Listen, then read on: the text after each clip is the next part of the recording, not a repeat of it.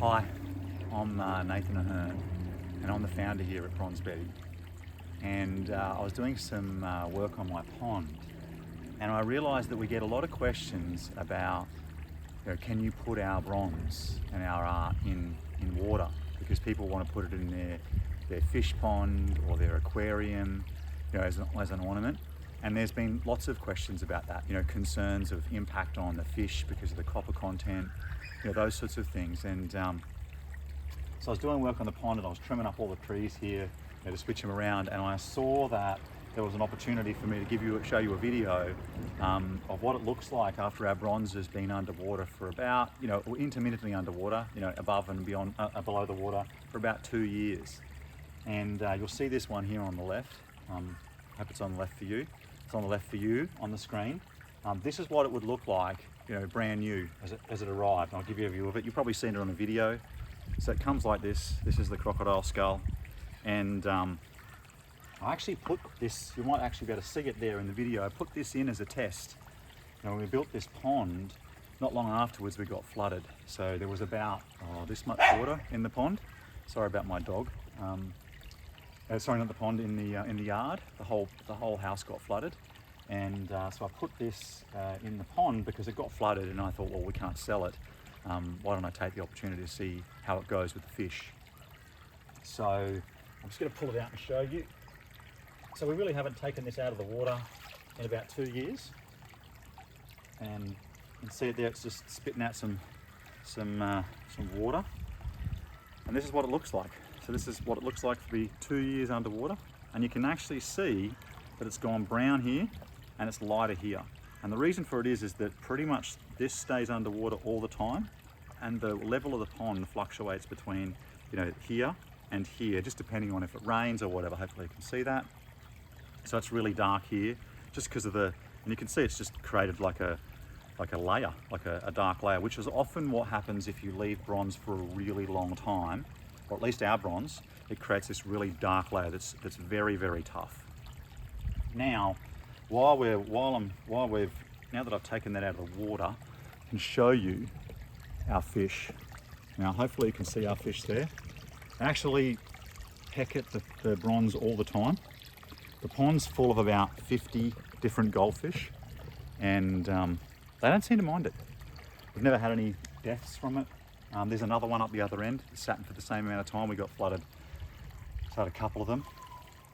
And I'm just going to show you, what it takes. You actually might be able to notice there's like a little speck of rust there. I'm not sure whether that was that's happened because of it's just sat on top and it's rusted, or because we use recycled metal. We try to use recycled metal for everything we make.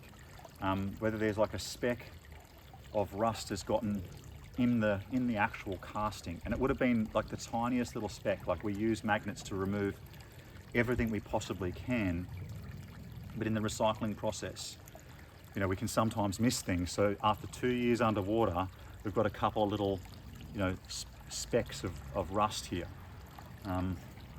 So I guess that's pretty good. I'm just going to dry it.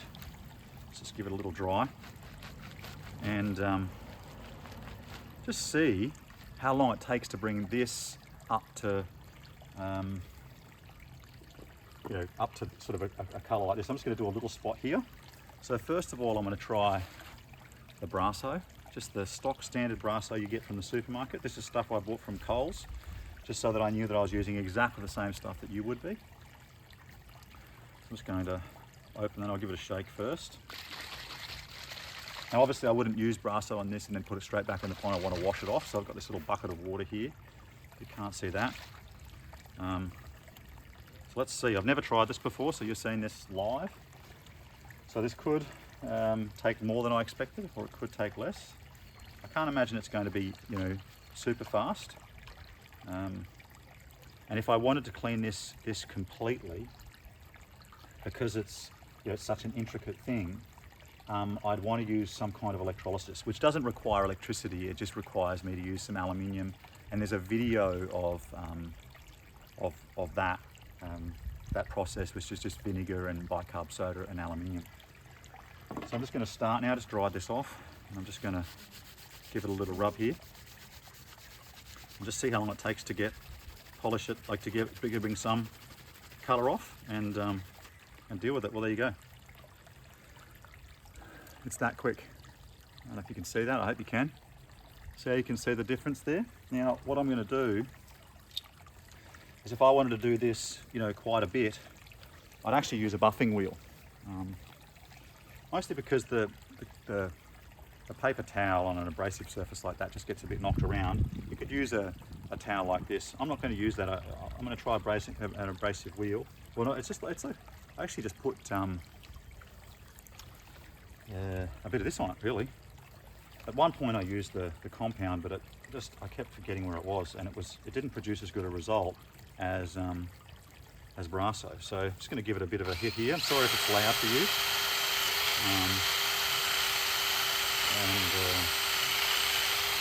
It's hard to hold up. It's a bit dangerous to hold up for you while you, hopefully you can see that.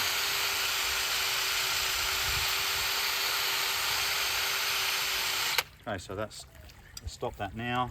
Just give it a bit of a wash. And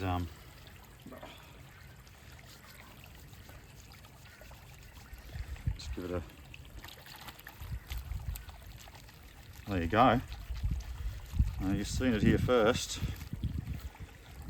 So that shows you just how durable our bronze is. Even after 2 years, you know, that short period of time with a bit of Brasso, a bit of paper towel just to give it a bit of a rub, you'll notice that there was a speck of rust there. It's disappeared, and it's brought it straight back to looking very similar to that in that spot. So hopefully that answers your questions around you know, suitability in ponds, and how robust this stuff is. You know, you can actually see here, I didn't even meanfully do it out there. It just sort of fell over, and it, you know, just sort of came over this way, and it's buffed that out there too. And also, this is a pond, you know, it's been in a pond, so if this is an aquarium, it'd be a completely different outcome. You definitely wouldn't get the level of like dirt that's on this, just because this is outdoors. And we've never cleaned it. You actually see the flood mud here still in it, because it's such a porous, so fine, the flood mud.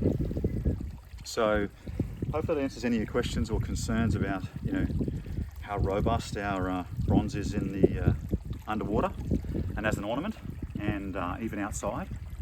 And yeah, so if you want to buy something that you put in your pond, you know, near your pond, outside, or in your aquarium, you know, and want to know that it's not going to hurt fish, well, I guess a real world example is the best example we've got. So thanks for watching the video. If you've got any questions, just chuck them in the comments down below. Now, there'll also be a link in the description, or it might even be showing up on the screen right now, so you can sort of go to this, buy the crocodile head, seeing as how that's what I used in the video.